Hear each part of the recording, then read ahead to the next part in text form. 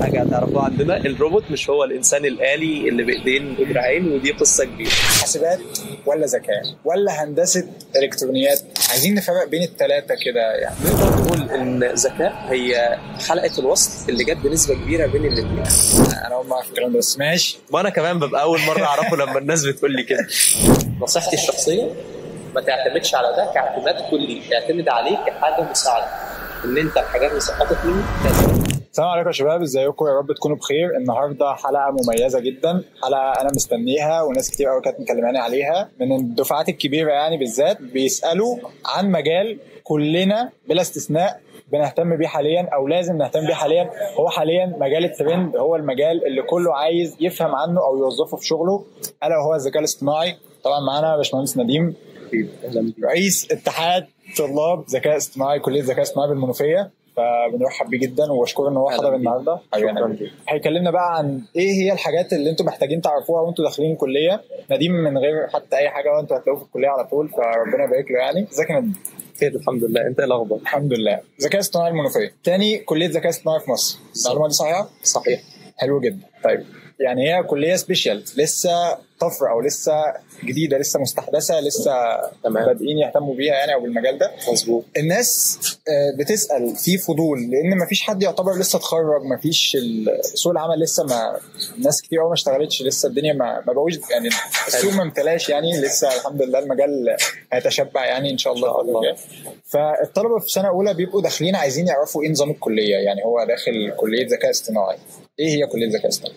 ايه هي كليه ذكاء اصطناعي؟ طيب هاخد من كلامك ونبدا نتكلم واحده واحده.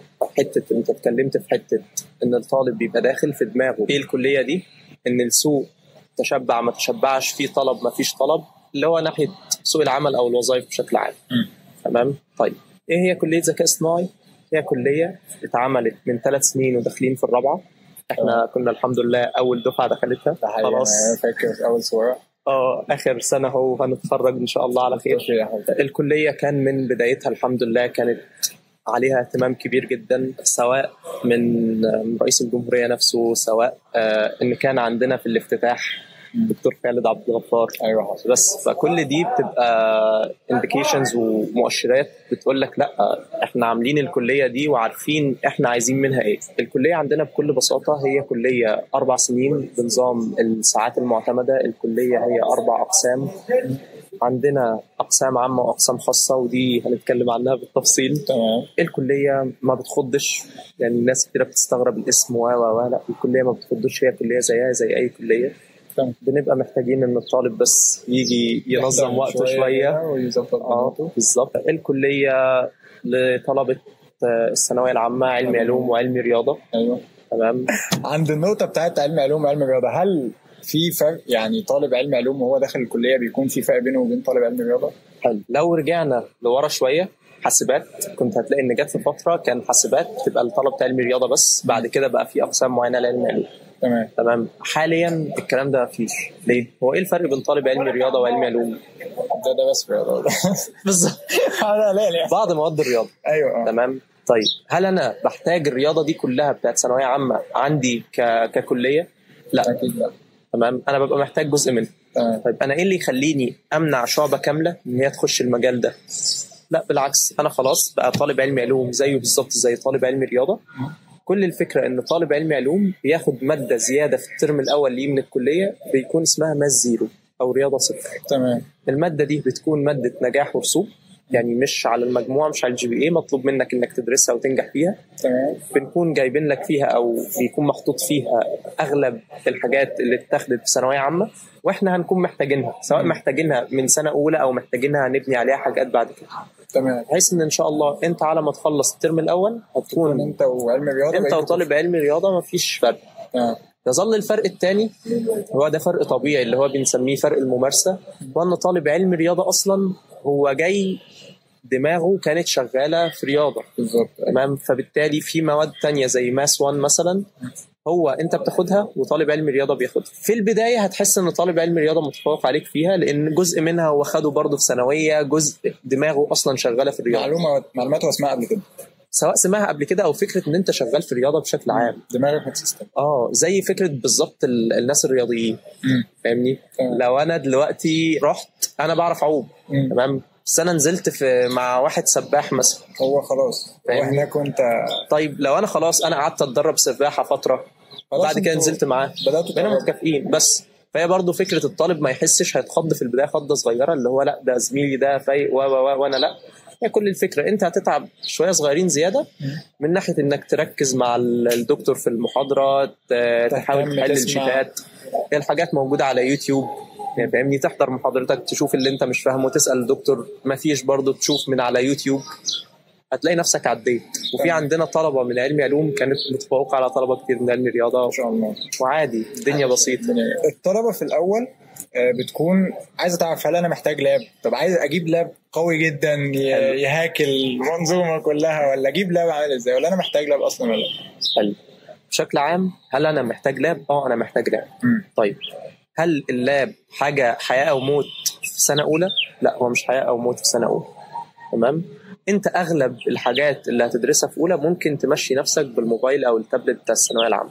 تمام. في اغلب الحاجات. تمام. بس يستحسن ان الطالب يجيب اللاب بتاعه من اولى لسبب، علشان فكره اصلا انك تبقى اتعودت على اللاب من اول، انك اتعودت على الكيبورد، على طريقه الكتابه، اتعودت على نظام تعاملك مع اللاب نفسه. يعني انت اكيد تعاملك مع اللاب غير الكمبيوتر خالص. شويه فيتشرز بتتعلمها، الكلام ده كله غير لما انا اجيب اللاب عشان انا فعلا محتاجه خلاص، عشان انا في سنه تانية وانا خلاص بقى داخل وعلى شغل وتاسكات فابدا اللي هو لسه ابدا كنترول ايوه فاهمني. بس دي النقطه دي الخاصه بدراسه الكليه كفقط دراسه كليه. تمام. بس على الناحيه الثانيه برضو من الحاجات اللي بتخلينا ننصح ان الطالب لا هات لاب من اولى، طبعا الاسعار كل شويه هتزيد ده اكيد. طيب تاني حاجه ان احنا اي طالب في القطاع التكنولوجي بشكل عام عنده قاعده كده، او كان في مثل بيتقال ان طالب القطاع التكنولوجي ما عندوش اجازه. يعني ايه؟ يعني انت مطالب ان انت وانت في الدراسه انت بتبقى ماشي دنيتك في الدراسه، عرفت تاخد كورس جانبي خير وبركه، ما عرفتش فانت كده اجازتك لازم تاخد فيها، تحاول تاخد كورس واثنين لان ده اللي بيطورك. تمام.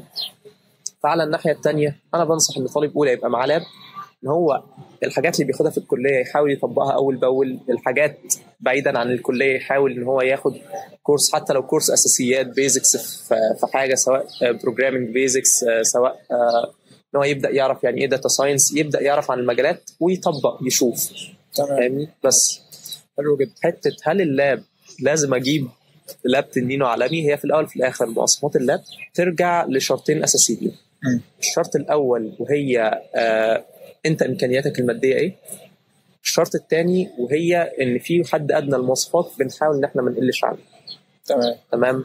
من بقى ان الهارد طبعا لازم يبقى SSD، لانك لو جايب هارد HDD بس اللاب هيبقى ميت، هيطلع عينك. فاهمني؟ ممكن واحد يقول لي ما انا عندنا لاب HDD والدنيا تمام وبتاع، بس فكره اصلا ان انت بتستخدم اللاب على قد انك بتكريت فايل، بتخزن عليه تشوف فيلم، ده حاجه، وان انت اصلا يبقى دنيتك كلها عليه وتعاملك على طول معاه دي حاجه تانية خالص.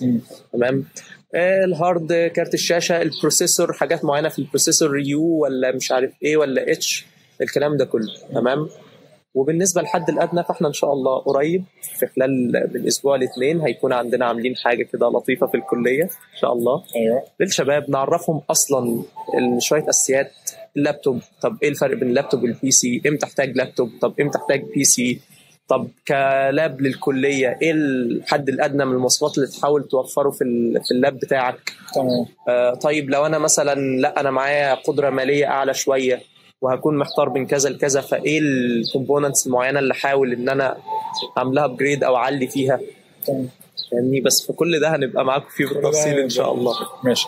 طيب احنا كنا اتكلمنا ان هو دايما بيديفلوب نفسه، ان هو بيطور نفسه دايما، فحتى قبل ما يجي الكليه هو ممكن يكون في ناس تسال هل انا محتاج اسمع حاجات قبل ما اجي الكليه، ولا عشان ما اجيش ميح برضه ما اقعدش في المحاضره اتعقد من حياتي، فانت ترشح حاجه مثلا يسمعوها او ان هم يقروا حاجه قبل ما يجوا؟ طيب بس هي الاول انا عايز برضه الطالب اللي يبقى جاي ما يبقاش حاطط كل دماغه في المحاضره. ليه؟ انت في المحاضره والجزء المحتوى العلمي ده شق، وفي شق تاني زي ما قلت لك الكورسات وتطوير نفسك و وفي جزء ثالث وهي تقدر تقول عليها زي ما بنعتبرها كده معلومات عامه. هي معلومات عامه ومش عامه قوي. تمام. بس فهو انك اصلا تبقى جاي عارف انت هتتعامل مع ايه، انت دنيتك فيها ايه. تمام. يعني في ناس بتيجي انا جاي الكليه وانا اصلا ما بعرفش استخدم الكمبيوتر ولا لاب ولا يعني فتبقى تحاول انك تعرف شويه اساسيات بس، وتاخدها حتى من باب زي ما قلت لك معلومات عامه او معرفه عامه، مش انك لا خلاص انا داخل انت مهندس كمبيوتر او ان انت ذكاء او يعني لا. ليه؟ لان انا اصلا مش عايزك تضغط على نفسك.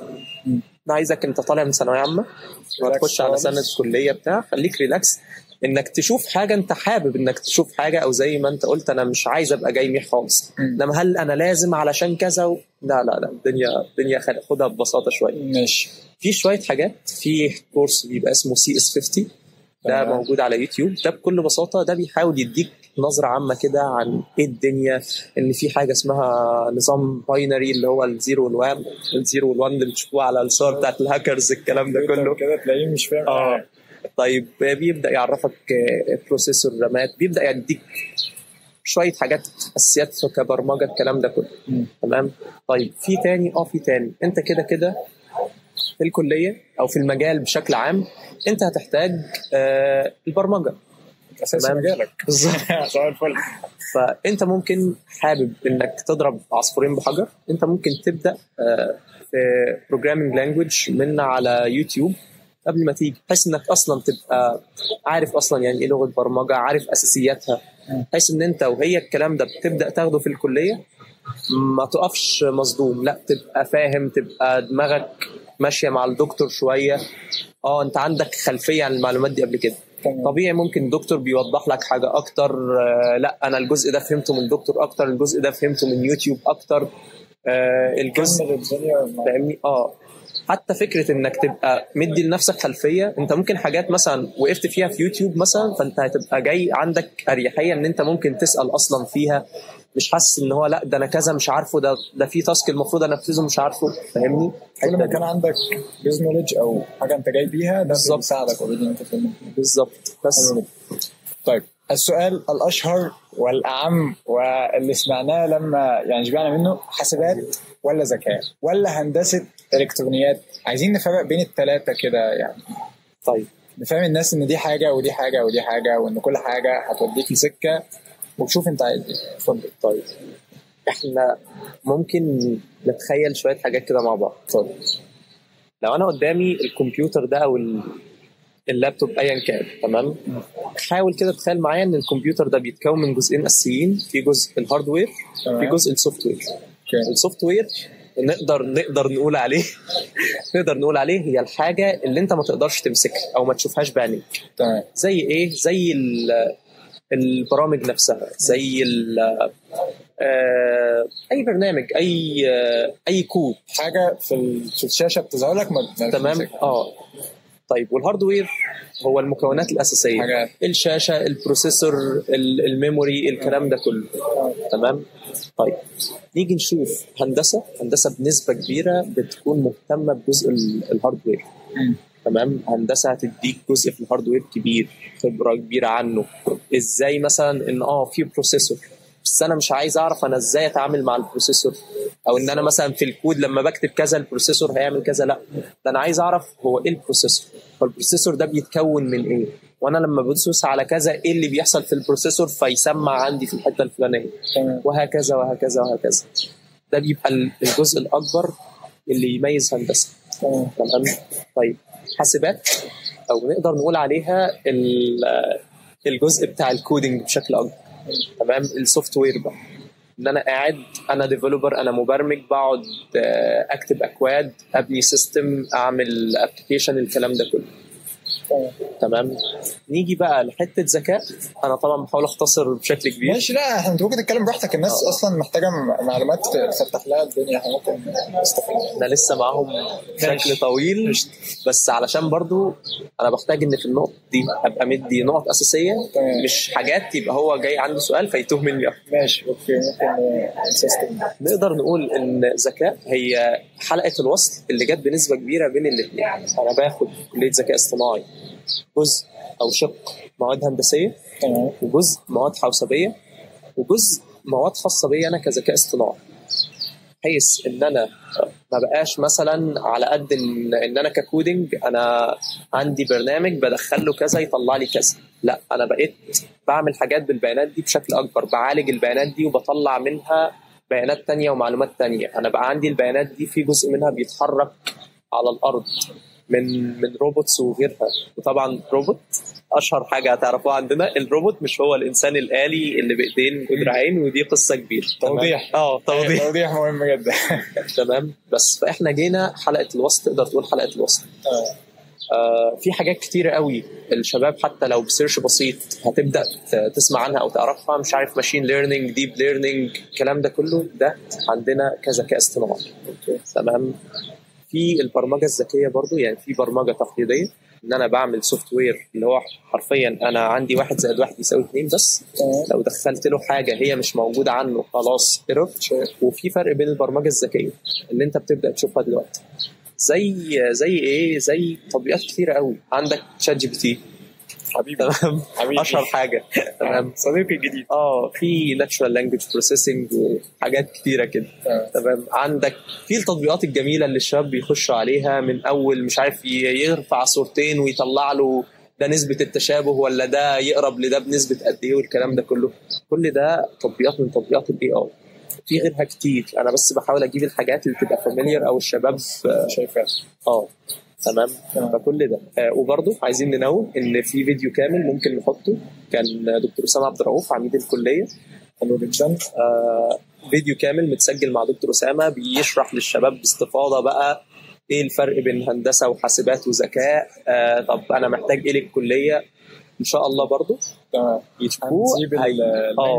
في الديسكربشن وتقدروا هتشوفوه، هتقفلوا الفيديو ده وتروحوا للفيديو الثاني على طول. في ناس بتخش حاسبات عشان بتحس ان هي ممكن مجرد بعد سنه اولى تشتغل باللي هي اتعلمته. هل ده موجود او ذكاء او الكليات التكنولوجيه؟ موجود ومش موجود. ازاي عايش مش عايش؟ ازاي؟ هل في ناس بتشتغل من بعد اولى، من بعد ثانيه، من بعد ثالثه، من بعد رابعه، او بشكل عام بيشتغل وهو طالب في مجاله؟ بس هل كل اللي دخل الكليه كده؟ لا. اوضح، انا مثلا السوق عندنا بنسبه كبيره هو بيهتم بالمهاره اكثر من الشهاده. في بعض الوظائف طبعا لا، بيرفض ان انت لازم تبقى خريج. ليه؟ علشان التفرغ، علشان يبقى ضامن حاجات معينه، علشان قوانين عمل، حاجات كتيره كده. تمام. بس في وظائف تانية لا، وانت طالب انت زي الفل طول ما انت عندك المهاره. طيب انا دلوقتي خدت جزء معين في الكليه، وليكن مثلا برمجه، وليكن ويب ديفلوبمنت، اي مجال مجالات البرمجه، وانا ذاكرته كويس، انا بقيت كويس فيه، طورت نفسي في كورس في 2، الدنيا بقت حلوه. انا خلاص ممكن الاقي شركه اصلا كانت طالبه، قدمت، عمل لي انترفيو واتقبلت. ما فيش شركه في التاسكات الفريلانس. تمام. انت ممكن وانت قاعد في البيت بتشتغل، سواء في حاجه تاسكات جوه مصر او بره مصر.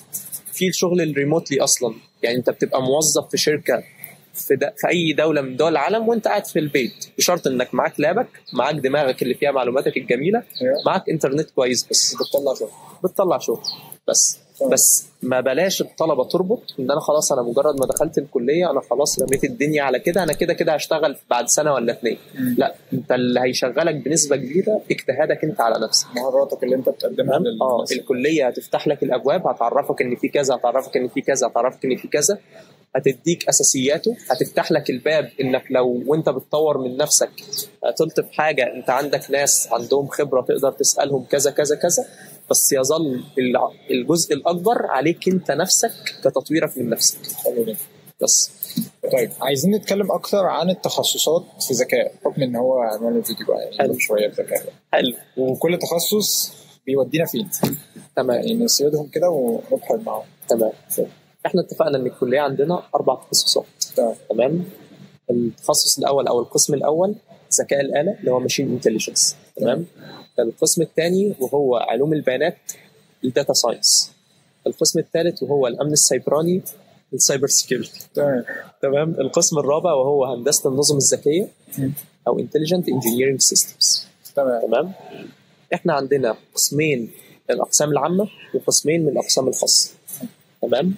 ذكاء الاله وعلوم البيانات دول اقسام عامه. الامن السيبراني وهندسه النظم الذكيه دول اقسام خاصه. تمام. وبدام ذكرنا اقسام عامه واقسام خاصه هننوه بس على كم نقطه. تمام. هل انا لو مش جايب مجموع الكليه اقدر اقدم واخش قسم خاص؟ لا. تمام. انت جبت مجموع الكليه بتقدم للكليه اصلا التقديمات العاديه خالص، اتقبلت في الكليه، انت خلاص دخلت الكليه رسمي. تمام. تبدا بعد كده تشوف الكليه فيها 4 اقسام، انا عايز اخش ايه. انا دخلت الكليه خلاص، بس في ناس جايبه مجموع اعلى مني، وفي ناس كانت مثلا كان جاي لهم مثلا هندسه ولا قالوا احنا عايزين ذكاء والكلام ده كله. هل مثلا كده يبقى في اللي جايبين اعلى مثلا هيخشوا القسم ده واللي جايبين اقل هيخشوا القسم ده والقصه دي كلها؟ لا، برضو احنا ما عندناش الكلام ده. انت دخلت الكليه ليك فرصه، يبقى انت حسب ميولك حسب دماغك حسب انت حابب ايه، انت اللي بتختار القسم بتاعك. انت حابب تخش انهي قسم. مفيش تنسيق داخلي اللي هو مثلا بتعملوا لهم اول ترم امتحانات واللي يجيب مجموع؟ لا، انت اصلا قبل ما اول ترم يخلص بتكون مختار القسم بتاعك. تمام. انت حسب ميولك انت بتختار القسم. حبيت تكون في قسم من الاقسام العامه، تمام. حبيت تكون قسم من الاقسام الخاصه، بتدفع مصاريف الاقسام الخاصه وبتتسجل خلاص في القسم الخاص بكامل ارادتك. الحاله الوحيده اللي بيكون مستثناه من القاعده دي وهي التحويلات. الطالب اللي كان في كليه وجه محول لنا، بس هو ده الحاله الوحيده اللي بنسبه كبيره الطالب ده بيجي اقسام خاصه، يا امن سيبراني هندسه نظم ذكيه. اما طالب الثانويه العامه اللي جاي لنا عن طريق مكتب التنسيق، انت ليك كامل الحريه انك تختار اي قسم من الاقسام الاربعه اللي موجوده. حلو جدا. تمام. التخصصات ده في حته بس انا حابب انوه عليها. انا في الفيديو في البدايه انا كنت بقول طالب علمي علوم وطالب علمي رياضه وادبي لا. تمام. ليه؟ بكل بساطه لان احنا السنه دي كانت حصلت حاجه من الحاجات اللي انا استغربتها، ان في كميه طلبه واولياء امور بيكلموني مثلا تنسيق الكليه الادبي هيبقى في حدود كام؟ انا اقول لهم الكليه علمي علمي علوم وعلمي رياضه بس. تمام. فلا، هي ادبي. احنا مستر فلان قال لنا لا ان هي ادبي، ده انا اصلا كنت هخش مثلا علمي علوم ولا في مستر اقنعني ان انا اخش ادبي علشان اجتهد بزياده فاقدر اخش الكليه والكلام ده كله. يا ريت تسيبوا لنا المستر ده في الكومنتات نشوفه عشان انا اول مره اسمع الكلام. ودي بصراحه كانت حاجه قد تكون محزنه بالنسبه لي شويه. ليه؟ لان انا لما طالب يكلمني هو كان فاكر ان انا اللي مضطهد او الموضوع في ايدي، بس لحد ما قعدت اقنعه اللي هو قال لي طب انا كنت عايز ادخل مثلا علمي علوم ورجعت دخلت ادبي علشان ابقى ضامن ان انا اخش الكليه دي مثلا يعني. فانا جيت ساعتها قلت له لا مش بتاعتي يعني، دي بتاعت انت كده يعني مش عارف اعمل لك ايه بالظبط، مش عارف تعمل حاجه. فانا كنت بس حابب انوه على النقطه دي، لان في بعض الاخبار بتبقى مغلوطه شويه وبيلبس فيها انسان باقي عمر. لا بس الحمد لله. ماشي، نرجع تاني نتكلم عن الاقسام بالتفصيل. تمام. القسم الاول وهو ذكاء الاله او ماشين انتليجنس. ايوه كده انا متابع معاكم. تمام. طيب القسم ده بنسبه كبيره هو القسم المعني بالبرمجه الذكيه. تمام. انك تعمل سوفت وير، هو مش ان انا لو دخلت له ده يطلع لي ده، لو دخلت له ده يطلع لي ده، طب دخلت له حاجه ثالثه ايرور، دي برمجه تقليديه. طيب ندي مثال بسيط عليها بايه؟ ان انا ممكن كبرمجه تقليديه انا بعمل برنامج او سوفت وير، اقول له مثلا ان انا هدخل له 100 صوره القط و100 صوره الكلب. تمام. وانا عايز اقول له لما اديك صوره قول لي دي قطه ولا قول لي دي كلب. تمام. كبرمجه تقليديه انا لازم ادخل له صوره من اصل ال 100 صوره اللي انا مديهم له كداتا في الاول، علشان لما ادخل له دي يقوم رايح هي دي عندي في الداتا او في البيانات موجوده، فيقول لي زي مرجع عليه كده ريفرنس، هو بالظبط بيست عنده الدنيا وبعدين يديك النتيجه. بالظبط. طب كبرمجه ذكيه لا، انا بديله ال100 صوره مثلا للقطه وال100 صوره للكلب. تمام. وبعد كده انا بيبقى هدفي ان انا ادخل له اي صوره قطه، سواء انا جايبها من على النت، انا مصورها من الشارع باختلاف الانواع بقى، وهو اللي يقول لي دي قطه ولا دي كلب. بجيب له اي صوره كلب من بره الداتا اللي عنده. بتحصل ازاي؟ بتحصل عن طريق حاجات كتير، وان هو بيبدا يحلل الصور اللي انا مدخلها له كداتا اصلا، ويطلع منها فيتشرز وصفات، ويقارن مش عارف مناخير القطه صغيره، مناخير الكلب طويله، مش عارف الشكل الودن، الكلام ده. فلما دخل له صوره جديده بيبدا يحللها لنفس النقط، ويقارن بين هنا وهنا، هنا وهنا، هنا وهنا، فالنسبه الاكبر فين رايحه للقطه مثلا، فيقول لي ان دي قطه، والكلام ده كله. وده طبعا برضو مثال يعني بسيط جدا، بس عشان الدنيا توضح بس. طيب بس للاسف القسم برمجه ذكيه والكلام ده كله ملوش شغل. انا اول مره في الكلام ده، بس ماشي. وانا كمان ببقى اول مره اعرفه لما الناس بتقول لي كده. بس هو بجد يعني ليه؟ ما هو انت بتقول بيعملوا حاجات شوف بس يعني. طيب في حاجه دلوقتي هنسال عنها. في ناس اصلا بتقول ان الحاجات الذكيه، ان الذكاء الاصطناعي ان ده لسه فين على ما يوصل عندنا مصر. ماشي تمام. قاعدين مش الجي بي تي بس. ماشي تمام. طيب لو كام حد من الناس الجميله دي اصلا بيتفرج على التلفزيون تمام، الاعلانات تلاقي كان جت فتره اعلانات مش عارف الشاشه بقت سمارت، الثلاجه بقت سمارت، ما سمارت ايه يعني؟ ذكي. واذا ذكر الذكاء بس. تمام. فلا، هل في شغل الكلام ده؟ طبعا في شغل الكلام ده. تمام. في شغل جوه مصر الكلام ده. في شغل جوه مصر الكلام ده. طيب ما فيش شغل. لا ده انا بقول لك انا بتصدم لما اعرف زيك يعني برضه انا انصدمت. تمام. طيب ابسط حاجه خالص. تعالى نفترض الفرض الجدلي اللي انا لسه قايله لك، ان مفيش شغل في مصر. تمام. احنا لسه من شويه قايلين ان انت معاك لابك، معاك دماغك، تعال العالم كله ما فيهوش شغل. اكيد في. تمام. امال ليه؟ اوكي تمام. طيب ده قسم ذكاء الآلة. تمام. قسم علوم البيانات ده قسم مهتم بان هو يحلل لنا البيانات اللي حوالينا دي كلها عشان يطلع لنا منها معلومات في انفورميشن، او يطلع لنا كمان نوليدج، حاجه نقدر نبني عليها اصلا. عندنا حاجه زي كده اسمها بايوستاتستكس، اللي هي احصاء طبيه. بحاول افهم فيها شويه الفتره دي، اللي هو انت بتديله مثلا ارقام زي كورونا كده. زمان لما كانوا بيطلعوا فاكسين ويتست يجربوه على مثلا، كانوا بيجربوه قبل ما يجربوه على البشر يعني، بس بعد كده بدأوا يجربوه على بشر، والنتائج اللي بتطلع بيبداوا ياخدوا قرار هل احنا هنعمم الفاكسين ده على الناس او هنبدا نديه للناس، ولا الفاكسين ده لا يصلح اصلا ان هو يتم التعامل معاه. ده كلام حاجه زي كده. عايز اسالك سؤال. حاجه زي كده كانت على حوالي كم بني ادم؟ هو يعني اكيد كتير، ممكن نقول 50,000 مثلا يعني. 50,000 بس انا عايز اقول لك حاجه صغيره. 50,000 ده مش رقم كبير. طبيعي، بس انت قدامك سامبل تجرب فيها، فانت انا فاهمك بس انا عايز اوصل معاك لنقطه ان 50,000 الرقم اللي احنا كبني ادمين شايفينه كبير، بالنسبه لانك بتعمل دراسات معينه على حاجه او الكلام ده مش رقم كبير. حتى في المجال الطبي، وانت اعلم مني في كده، في الادويه في الحاله الطبيعيه لا، هم بياخدوا سامبل اكبر وتجارب بس في حاله كورونا كان علشان اللي هو احنا عايزين اي حاجه تلحق الموضوع بسرعه، يلا بيبر انشر الجدول ده يلا. تمام. طيب فانا مثلا لو انا تخيل مثلا ندي مثال ان انا عامل موقع بحث، وانا عايز احلل المعلومات او البيانات اللي داخلالي من كل عمليه بحث واحد بيكتبها، عشان اطلع بعد كده مثلا معلومه ان في مصر مثلا من سن 13 ل 15 سنه اهتماماتهم كذا، بيسرشوا عن كذا كذا كذا كذا كذا. انت متخيل مثلا كام عمليه بحث ممكن تحصل في الدقيقه الواحده في مصر؟ نص مليون مثلا. لا كتير يعني، واكتر. كلنا قاعدين. تمام. حلو. طب ما بالك ان انا لما بعمل حاجه زي كده انا ببقى بحاول اعممها على مستوى العالم. تمام. فانا عندي كميه الداتا اللي داخله لي مش في الدقيقه، ده في الثانيه الواحده كميه مهوله.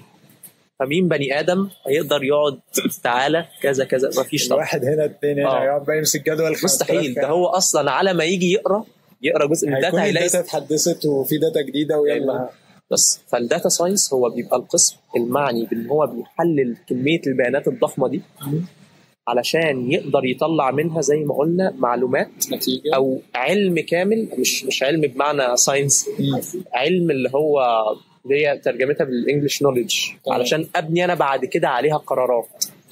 تمام. زي مثلا شركات الاتصالات مثلا، انا بقعد احلل والله العروض اللي انا عملتها على مدار 10 سنين، طب نسبه انا في كل مناطق على مستوى الجمهوريه مثلا، كل منطقه نسبه المكالمات اللي كانت بتحصل قد ايه؟ طب هل جت فتره معينه مثلا نسبه المكالمات دي بدل ما كانت مثلا مليون مكالمه في الدقيقه بقت مثلا لا مش عارف 999 مش عارف ايه الكلام ده كله، قلت بنسبه معينه.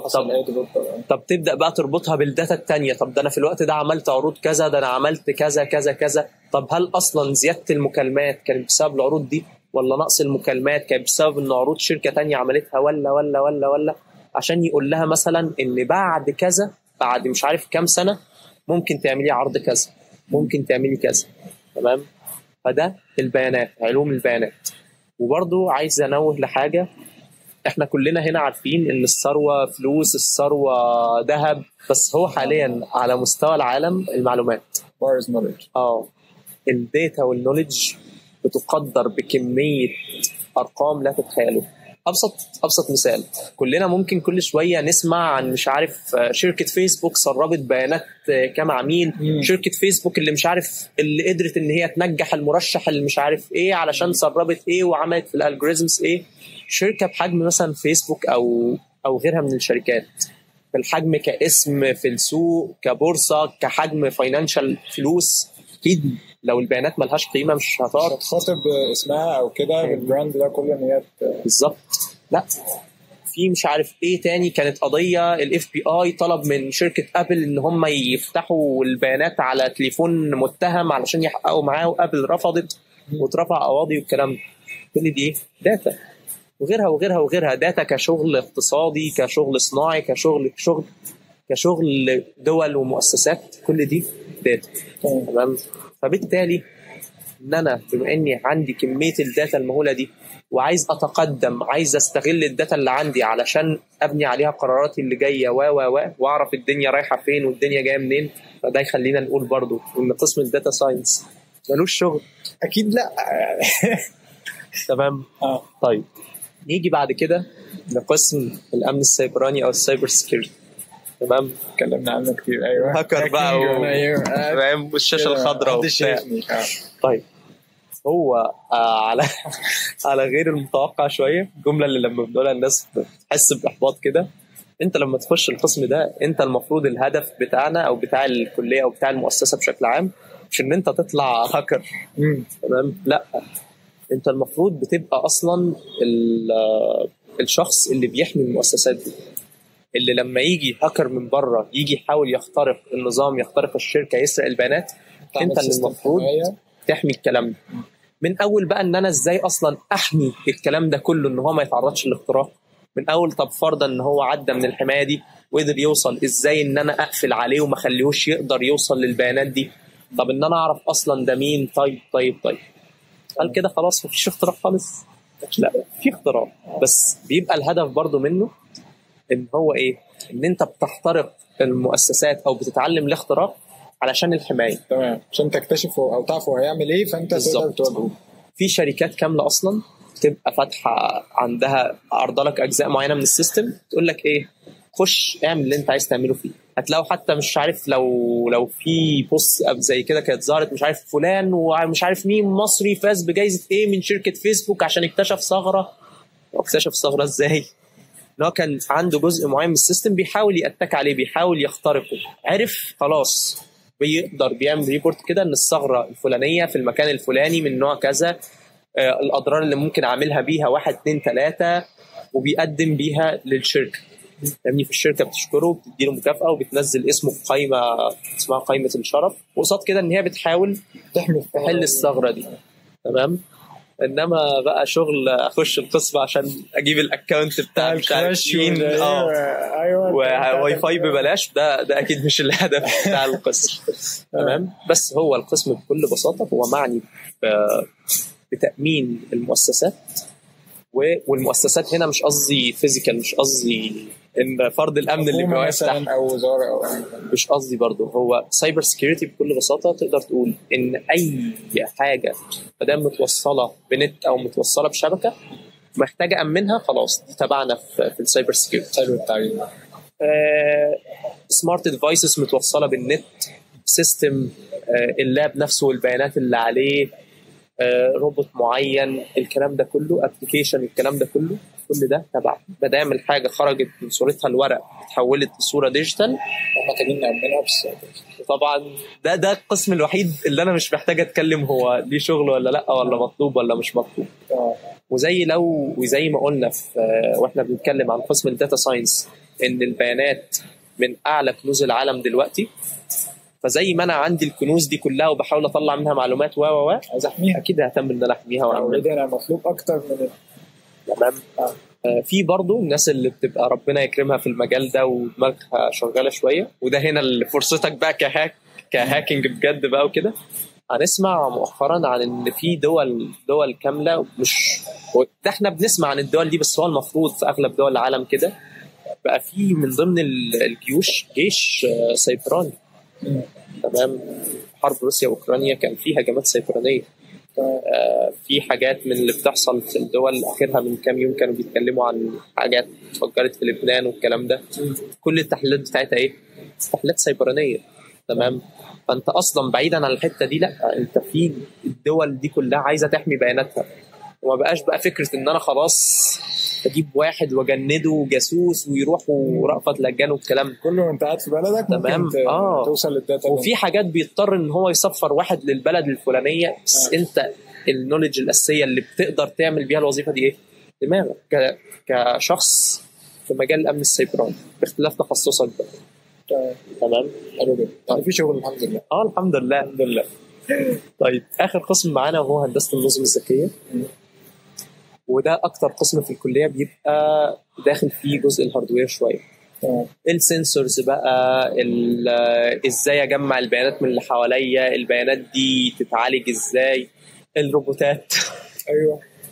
فعلا ذكاء مرتبطه بالروبوتس يعني للاسف. تمام. هي الفكره ذكاء مرتبطه بالروبوتس لان دي الحاجه اللي كانت منتشره في دماغ الناس، زي ما كان منتشر برضو اللي هو امن سيبراني. خلاص هاكل الاكونت. تمام. ونسرق بقى بنوك وبتاع والحاجات دي. بس هي دي كل الفكره. ولو دخلت، تعالى نسال سؤال صغير. شايف الساعه دي؟ في نور صغير بيبقى طالع. سنسور ده سنسور. تمام. السنسور ده ليه؟ بيقدر يجمع وظيفه الحراره بتاعتك مثلا. بالظبط. طيب الساعه اللي انا لابسها هي بتعرف منين انا مشيت قد ايه، نفسي، نومي، الكلام ده كل ده عباره عن سنسورز. تمام. طيب مين القسم اللي يبقى مهتم بالسنسورز ودارس السنسورز وازاي اجيب ده مع ده؟ طب اوظف ده ازاي، اتعامل مع ده ازاي؟ هندسه النظم الذكيه.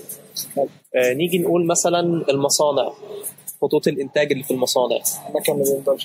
تلاقي اصلا من فتره في مصانع كتير بتفتخر يقول لك مش عارف المصنع اوتوماتيك بنسبه كام في الميه، العماله بنسبه ايه، التدخل البشري عشان حته التلوث والكلام ده كله. شوف الفيديوز ان في خط الانتاج كامل، المنتج بيطلع مش عارف بيروح في ماشي على السير، بيشوف هل ده مطابق للمواصفات، كمل مش مطابق بيبعده، الوزن مش عارف ايه، التقفيل، كل حاجه لحد ما بيتقفل العامل، بس بيقفل الكرتونه النهائيه وينقلها على العربيه. في مصانع طبعا حتى العامل اللي بيقفل ده ما بيبقاش موجود، هو بتنزل في روبوت صغير كده بياخد الحاجه يوديها. السيستم والاوتوميشن ده كل ده تبع هندسه النظم الذكيه. تمام. وغيرها من التطبيقات طبعا، بس انا بكلمك برضو على الحاجه اللي ممكن يبقى الناس شافتها والكلام ده كله. بس دول الاقسام الكليه الاربعه اللي عندنا. عاش والله حبيبي. طيب تنصح الناس ان هي تخش ذكاء؟ نسبه كام؟ بص، بنسبه كام؟ هو طبعا الموضوع ريلاتيف يعني نسبي. انت مثلا انت حابب ذكاء وشفت الاقسام بتاعتها، هتقارنها بالكليه الثانيه اللي انت عايز تخشها مثلا وتشوف انهي الانسب ليك. هي زي ما قلنا في البدايه، ذكاء او اغلب الكليات التكنولوجيه هي زي ما قلنا انت محتاج انك تبقى شغال دايما على نفسك وبتحاول تطور نفسك. تمام. فالحته دي اصلا دي مش سهله. تمام. لما ابقى مثلا واخد الاجازه واشتغل، انا بخلص الامتحان وبتاع، هاخد لي اجازه اسبوعين عايز افضي وبعدها انا بشوف ان انا هاخد كورس كذا، او انا اصلا من وانا في الامتحانات مرتب كورس كذا، مقدم على منحه كذا، مقدم. فاهم؟ فيبقى اصحابي اللي حواليا مثلا اللي هو كل يوم عارف جدول الخروجات ومش عارف البريمير ليج والكلام ده كله، وانا من الساعه كذا للساعه كذا تاسك واحد تاسك اتنين. تمام. فدي حاجه لا، انت لازم تبقى انت الى حد كبير حابب الحته دي علشان تقدر تدي فيه. تمام. دي نقطه. فلو انت داخل اللي هو كليه وهقضيها وبتاع وذكاء فلا انا ما برشحها لكش خالص. تمام. انما لو انت لا انت حاطط في دماغك ان انا همشي الدنيا في الكليه ومش بقول لك ان انت خلاص حياتك انعدمت والكلام ده، لا بس لازم يبقى فيه التزام شويه. تمام. فارشحها لك وبنسبه كبيره. تمام. طيب في حاجه تانية بحب برضه اكلم فيها الشباب، وهي ايه؟ وهي ان الكليه الى حد كبير هي بترسم لك بعد كده مستقبلك. في ناس كتيرة ما بتشتغلش بكلياتها، وفي ناس بتخش كلية وبعد كده تشتغل حاجة تانية، بس دي مثلا ظروف قهرية او ظروف قدرية او انما انت لسه عندك الفرصة انك داخل. فانت لو عايز اصلا تشتغل بمجال تاني او حاطط دماغك في مجال تاني، ليه تخش كلية انت مش هتشتغل بيها؟ فانا الكلام اللي انا بوجهه للناس اللي هي داخلة الكلية دي عشان ان شاء الله هتشتغل في المجال بتاعها. تمام. فرضا الكلية وحشة، الكلية فيها عيوب الدنيا كلها، الكلية الناس بتيجي بص ده الحمد لله إلى حد كبير قوي مش هتلاقيه عندنا، بس أنا بقول لك إن الكلية دي أسوأ كلية في جمهورية مصر العربية مثلا.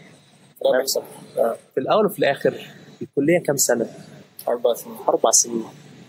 فاهم؟ حياتك بقى. فحتى لو ما مشيتش، يعني هو قصده ان هو انت لو مش ما ظبطتش في الكليه او ما لقيتش نفسك في المجالات بتاعتها، صح كده؟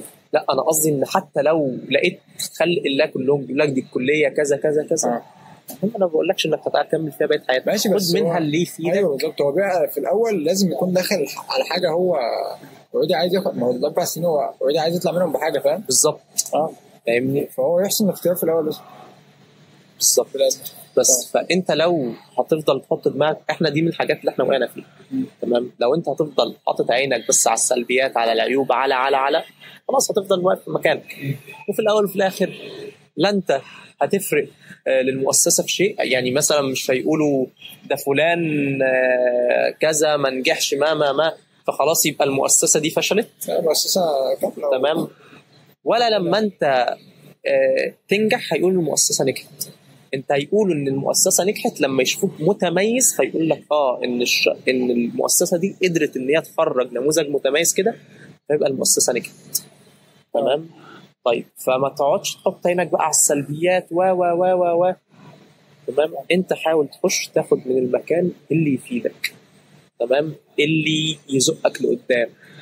الحاجه مش فاهمها عافر مره واثنين ثلاثه، انت عندك دكتور. تمام. احنا الحمد لله في حاجات بنسمعها، بس هي الحمد لله مش عندنا فكره لا الدكتور انت اساله مره واثنين وثلاثه واربعه وعشره، وعيد مره واثنين وثلاثه واربعه وعشره. طب ما فيش وقت، يرتب لك وقت، يقول لك مثلا تعالى لي في المكتب في الوقت الفلاني، روح للمعيده الفلانيه باشمهندسه فلانه او باشمهندس فلان وانا هقول له يظبط لك كذا كذا كذا. تمام. في تعاون من الدكاتره يعني. الحمد لله. تمام. من الحاجات اللي برضو دي انا بقولها لك اهو بعد ما خلاص انا فاضل لي سنه اتخرج من الكليه، دكتور فلان دكتور وحش جدا. تمام. وشرحه وحش جدا. هتسال مثلا واحد تاني زميلي هيقول لك دكتور فلان ده كويس جدا، ده شرحه كذا. تسال واحد تالت والله بص هدينا بنزق الدنيا وخلاص وبتعدي. تمام. موضوع برضو انت والدكتور يعني هي بينك زي المدرس بتاع الثانوي، انت بتحب واحد تسمع شرحه وقاعد. هي بتبقى الصدمه في ايه؟ ان انت في الدرس، انت في الثانوي انت معتمد على مدرس الدرس.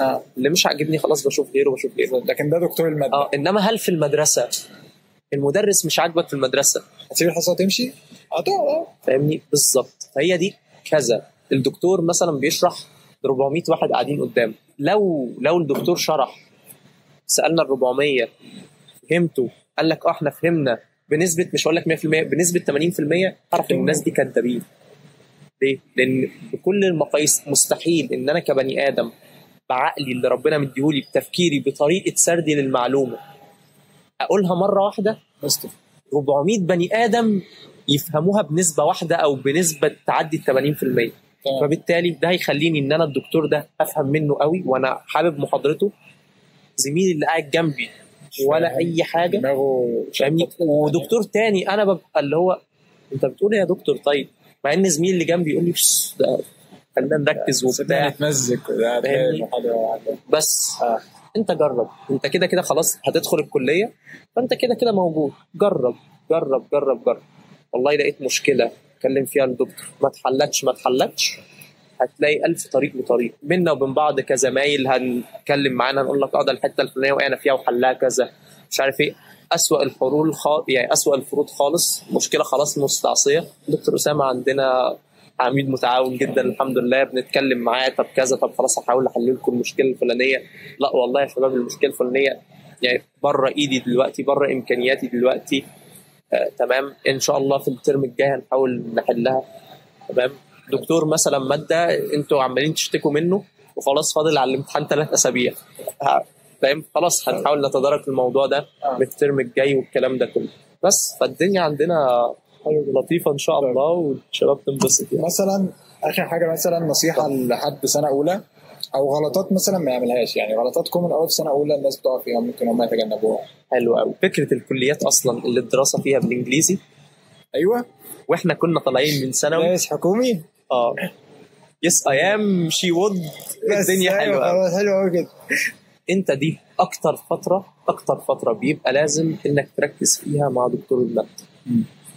ليه؟ لان الشخص بيتكلم معاك، احنا الحمد لله مش هقول لك الدكاتره عندنا اللي هي الاستايدات طبعا بالانجليزي، الماتيريال بالانجليزي، اوكي اي كليه الدكتور في دكاتره، يعني في دكاتره سمعنا عنهم هو الاستايدات بالانجليزي وهو بتحس انه فيلم قدامك انجلش بس. تمام. احنا الحمد لله لا، الدكتور بيشرح بالعربي وبيوضح وبيقول ساعات الاكسبريشنز الانجليزي ويحاول يوضحها والكلام ده كله. تمام. بس بيجي صدمه صغيره ان انا قاعد انا فاهم زي الفل، رجعت خلاص بكره بقى ولا بعده ابقى اشوف المحاضره، جيت افتح طبيعي هتبقى نسيت. دي اول حاجه. تاني حاجه هو ايه علاقه الكلام اللي كان بيتقال بالكلام اللي قدام المحاضره؟ تمام. طيب هتيجي تترجمه جوجل ترانسليت ما خلاش حاجه، بس مش تفهم حاجه.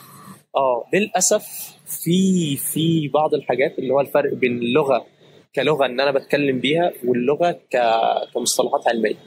يعني انت مثلا عندك في طب في حاجات هو المصطلح كده، هاجي انا اترجمه هلاقي طالع لي مش عارف حينما تستيقظ دوده الاز في الساعه 4 الفجر، الدكتور قالوا كده وانت خده كده، فاهمني. بس فبالتالي الترجمه مش دايما هتسعفك، بل بالعكس ممكن تلخبطك. فانت بتحاول انك تقعد تركز مع الدكتور على قد ما تقدر. يا ريت حتى في البدايه اول ما تروح المحاضرات اللي انت خدتها الماتيريال موجوده، بتحاول انك تمشي عليها تقراها بحيث ان يبقى مجمع معاك الكلام اللي الدكتور قاله ده. الدكتور في السلايد الفلانيه كان بيقول كذا كذا كذا، هتلاقي نفسك بدات تربط المعلومات ببعض. تمام. طيب الماتيريال افرض يعني اوحش الفروض، انا دايما بحاول افرض معاك اوحش الحاجات شغلك عامه. تمام. الماتيريال مش موجود، الكشكول كده لطيف، تاخد نوتس وانت بتاخد نوتس في المحاضره، وبعد ما تروح بالبلدي كده النهارده مثلا خدنا كذا، الدكتور قال كذا كذا كذا، في معادله من النوتس بقى المعادله الفلانيه كان بيشرح كذا كذا كذا، الدكتور قال خلي بالك من الحته الفلانيه، هتلاقي في الامتحان ان شاء الله. تمام. الدكاتره ما شاء الله بيحبوا الاسئله بتاعتهم. تمام. بس في حل للكلام ده كله يساعدك. في حل اللي هو ايه، ان في مواد كتير هي زي ما الدكتور بيشرحها هي موجوده على يوتيوب.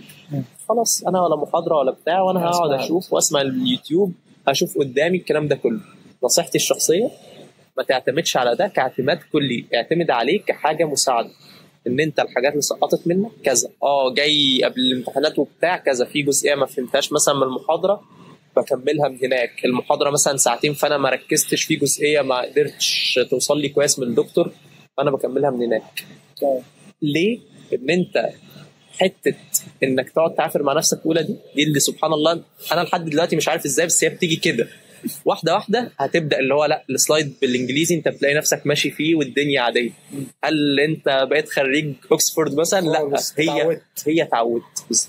فلو انت ما تعودتش منهج اولى، رغم ان انت هتبقى مستصعبه علشان النقله من ثانوي لكليه، بس هو يظل اسهل منهج هتخش عليه. هتخش في ثانيه هتكتشف ان انت ما خدتش حاجه في اولى، فما تقولش اصل انا لسه اولى وداخل وهمل الكلام بتاعك ده في ثانيه مش هتلحق. تمام.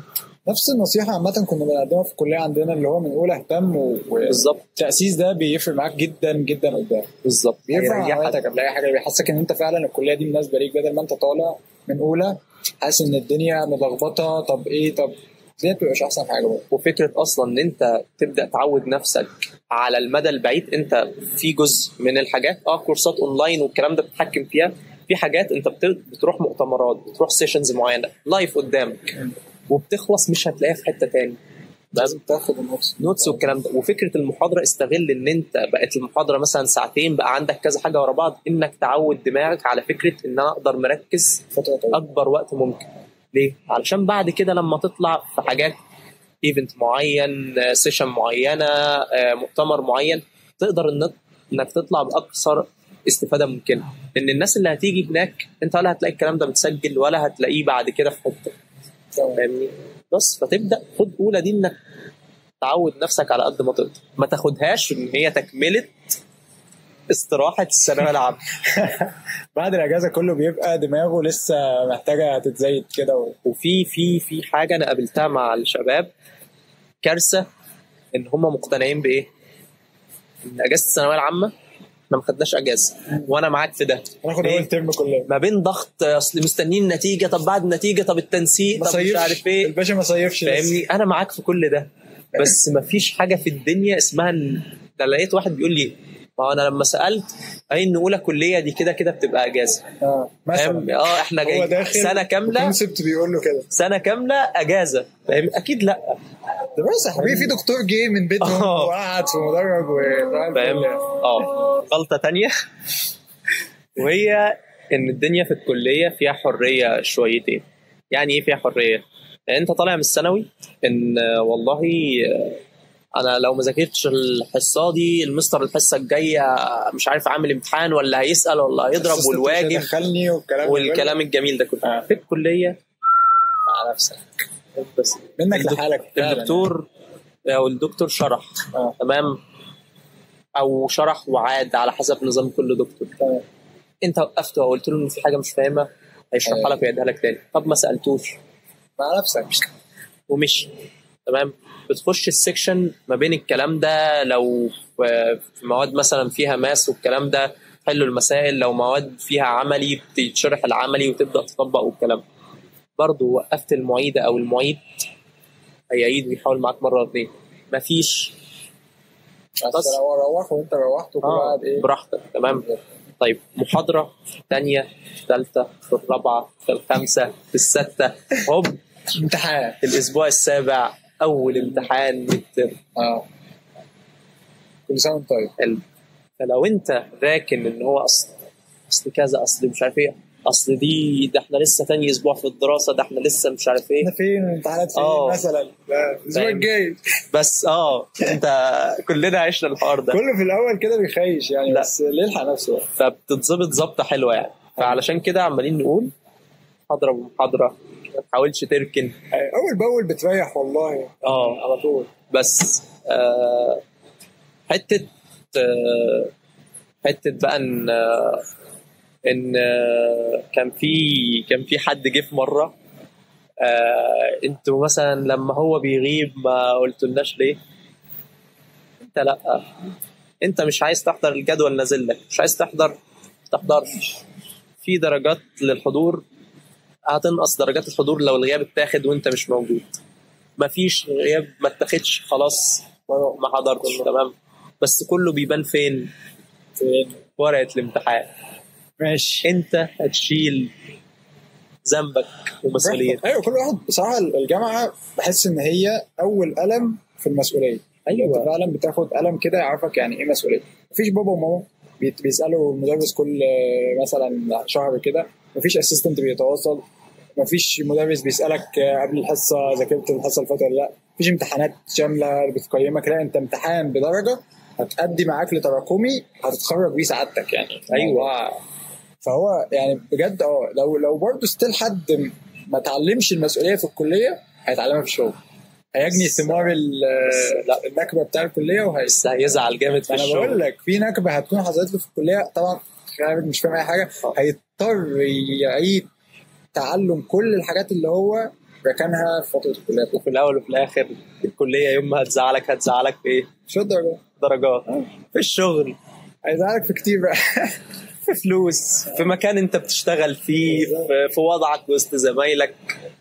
ده غير ان انت ممكن ما تلاقيش اصلا، لان انت في الانترفيو بتاعك بتتسأل اسئله وبيطلب منك حاجات ان انت بتعرف تعمل ده وبيزنقك في حتت. انا بسأل ناس يعني في المجال بتاعكم بتلاقيه دخل معاه في نقطه في الكود اللي هو يعني ناس حاسبات يعني في نقطه يا باشا ايه احنا الكود حلو اهو انت رايح هناك ليه بجد. أيوة. انت محتاج تكون، انا مش بعقدك او بقولك ان انت مش هتلاقي او ان انت لازم بالحرف، بس اجتهد، لازم تجتهد. لو سبتها خالص كده هتطلع مفيش خالص كده، فمش هنلاقي حاجه نشغلك بيها. صباح الفل. الحمد لله. احنا عايز تقول لهم حاجه تانية؟ انا حابب اقول لهم ان خد الدنيا بهدوء، بلاش حماس الشباب، بلاش حته ان انا خلاص يعني احنا لسه بنقول اهو انت داخل الكليه، انت المسؤوليه، انت حريه، انت بس دايما حاول تحسن استخدامك او استغلالك للنقطه دي، لان والله لو ما احسنتش استغلالها فبتيجي على دماغك جامد. تمام. لو في اي حاجه في الكليه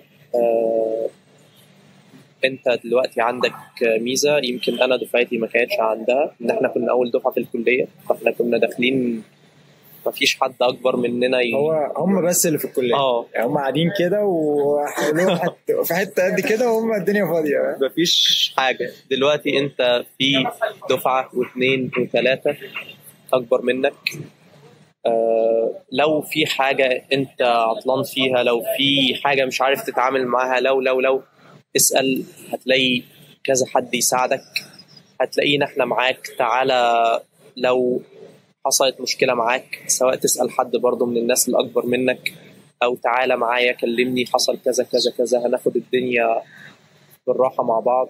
الكلية عندنا بتبقى عايزة شوية التزام، شوية بعيدا عن النظام الدراسي، بتبقى عايزة شوية التزام أخلاقي حضاري.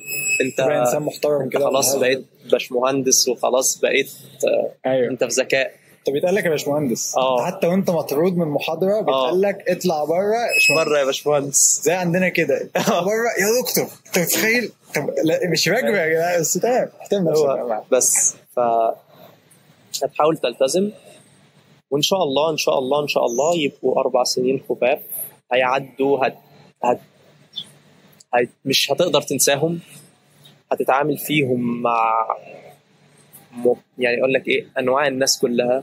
احنا عندنا من اول اسكندريه لاسوان تقريبا طلبه في مصر عموما، فاكيد هتلاقي الكوميونتي بتاعتك مجمعه ناس كتير. بس فخليك هادي، خليك كده حد مسؤول متحضر بجد يا جماعه. عايزين نبان، بحس ان في سلوكيات ما ينفعش تطلع من طلبه جامعه بدات تظهر وتنتشر، فيا ريت نراجع الستاندرز بتاعتنا اللي احنا جايين بيها من بيوتنا، ونكون مظهر حلو كطلبه جامعيين لكليتنا ولجامعتنا ولبلدنا ولنفسنا ولاهلنا. بجد الحاجات دي بتبين قد ايه شخص محترم والناس كلها بتحترمه. فبالتوفيق ليكم. شكرا باشمهندس نديم. شكرا جدا حبيبي. بالتوفيق يا شباب. اي حاجه عايزين تسالوها في الكومنتات بقى مع باشمهندس نديم هيرد ان شاء الله. وممكن لو في حاجه برضو عايزين نعمل عنها محتوى الفتره الجايه ابعتوا لنا يعني او اكتبوا لنا في الكومنتات. سلام.